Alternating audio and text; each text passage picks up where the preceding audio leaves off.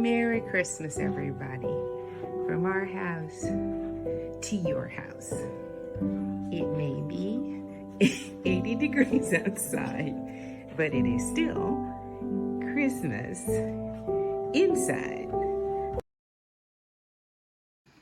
I cut this pattern from the bag of the Insul-Bright bag.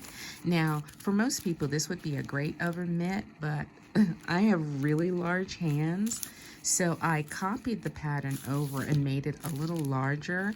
I just went around. You can make little dots like 1/4 of an inch or 1/2 an inch outside and make another pattern, and I did that. So I'm going to cut this one out and we can keep on going.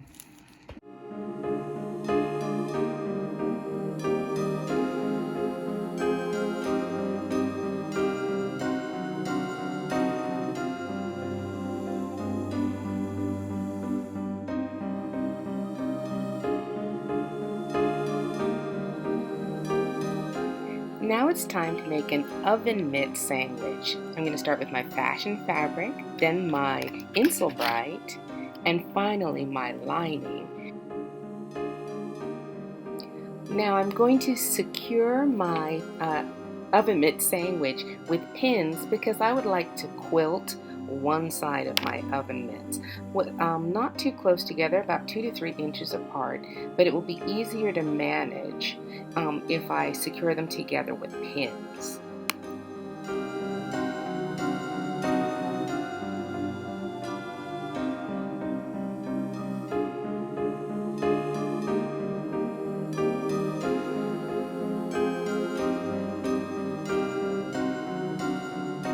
Now, you have to decide how you want your pattern on your quilting to go. And it's also possible you can decide not to quilt at all and completely skip this step, but I like the quilting. As you can see, I made parallel lines about 2 inches wide. My mat made it easier for me, but it's easy for you to do just with a regular ruler. I use my chalk pencil just to make it easier for me to make nice even lines when I do my my quilting.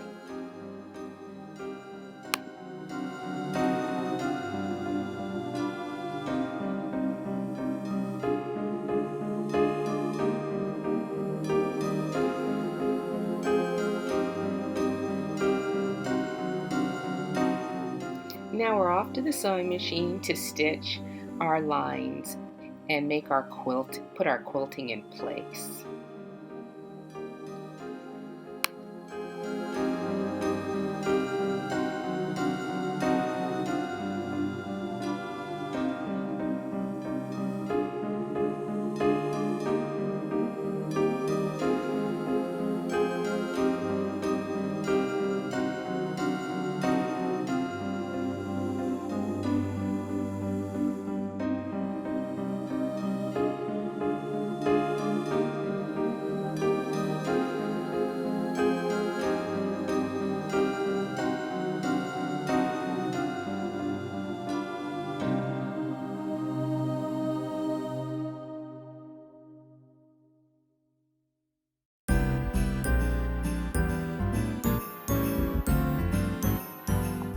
Okay, now it's time to do some trimming because of course you're never going to get them to line up exactly right. So you're going to trim around the edge and get rid of these extra threads and this extra batting or your lining, just to have a nice easy edge to work with, because we're going to secure these mitten pieces together. I only quilted 1/2 of my oven mitts. If you want to quilt the top and the bottom, that's perfectly fine. Or if you want to have no quilting at all, that's good too.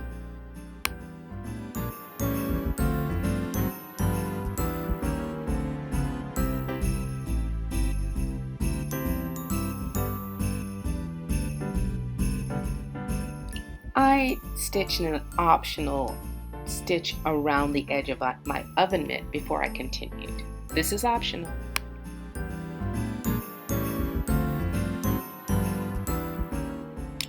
Now we're going to add some folded bias tape to the bottom of each mitt.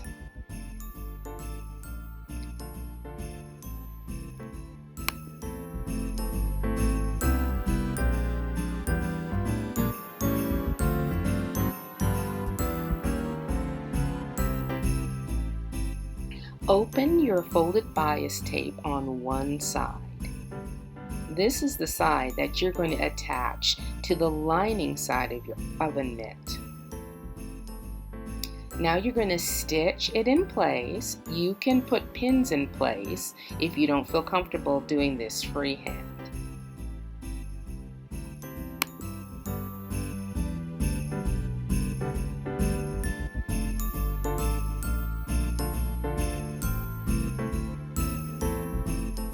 After trimming close to the stitching lines, fold your bias tape over to the front and you're going to stitch near the very edge of your bias binding onto your fashion fabric front.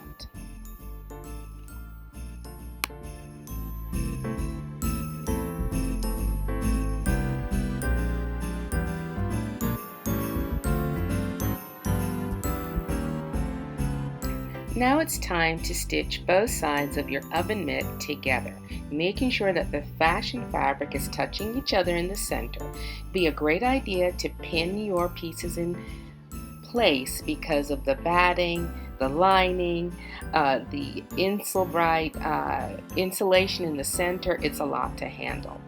Pay special attention to the very part where the rest of the hand mitt touches the thumb part. You're going to want to make sure that you get down into that crevice, and I backstitched at this point when I got there because I figured that is where I was going to come down with my scissor and clip all the way down there because I wanted the thumb to move freely from the rest of the mitt. So even if you can't do it the first time, you can go back and you can stitch that V in place before the final trimming.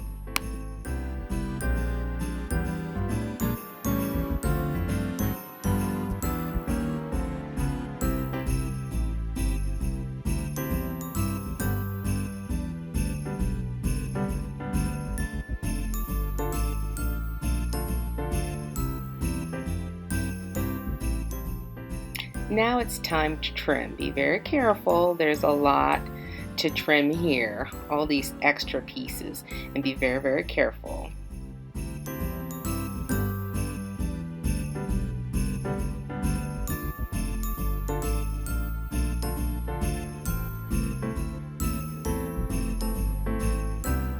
This is the spot I told you about. I reinforced so I felt comfortable clipping very close. Now, I love these pot holders. I know they're going to be super. You're not going to burn your hands because they're filled with the type of stuffing that will protect you from the heat. I only wish they were a little big because I have unusually large hands. I mean, really huge hands.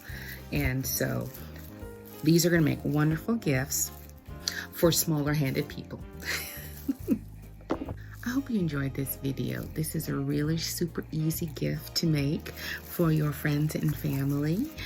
Made so by the Insul-Bright that's on the inside and your scrap materials.